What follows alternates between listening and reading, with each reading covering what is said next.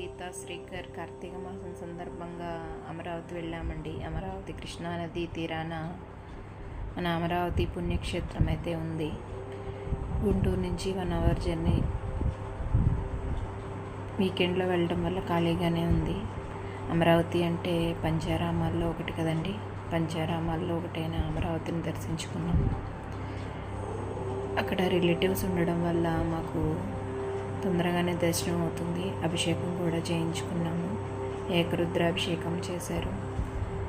స్వామివారిని అభిషేకించుకుని అది ఒక అరగంట సమయం పట్టింది.